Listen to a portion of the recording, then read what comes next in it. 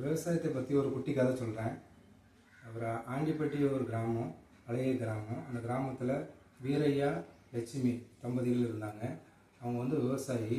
இந்த விவசாயம் பண்ணுறதெல்லாம் பாருங்கள், அவங்க வந்து நல்ல அழகாக காலை உணவு எடுத்துக்கிட்டு பழைய கஞ்சி, வெங்காயம், பச்சை மிளகாய் இது மாதிரி உணவு எடுத்துகிட்டு காலையில் அதிகாலையில் போயிடுவாங்க. 5 மணிக்கு 6 மணிக்கு வருவாங்க. இப்படி நாட்கள் வந்து போயிட்டே இருக்குது. இந்த விவசாயம் நல்ல மாதிரி பண்ணிகிட்டு இருந்தாங்க.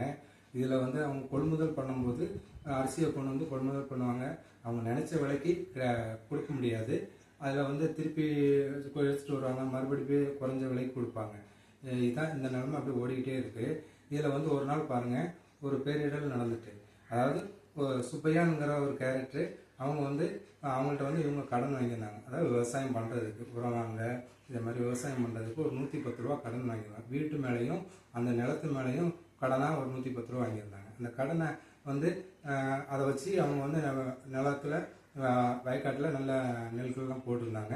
இதில் ஒரு நாள் நல்ல சரியான மழை, நல்ல அறுவடை டைமில் வந்து மழை வந்துட்டு அது வந்து ஃபுல்லாக நாசமாக போயிட்டு, அது போகும்போது என்னாச்சுன்னா, இவர் வந்து சுப்பையானுங்கிற கேரக்டர் வந்து அவங்கள்ட்ட வந்து விரையாட்ட எனக்கு ரூபா வேணும், அதை பற்றி யோசிக்கலை, ரூபா வேணும்னு சொல்லிட்டு அவங்கள வீட்டில் இருந்தும் வெளியேற்றிட்டாங்க. அந்த வயக்காடையும் வாங்கிட்டாங்க. இதெல்லாம் பாருங்கள், ஒரு விவசாயி, நம்ம உலகத்துக்கே சோறு போடக்கூடிய ஒரு விவசாயியோட நிலைமை இதுதான்.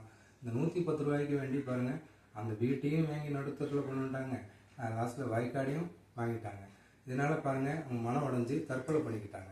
இதுதான் இன்னைக்கு பார்த்தீங்கன்னா கோடிக்கணக்கில் ரூபா வாங்குறாங்க, அதை வந்து ஜாலியாக இருக்காங்க. ஆனால் ஒரு நம்ம உலகத்தையே சோறு போடக்கூடிய ஒரு விவசாயியோட நிலைமை இதுதான்.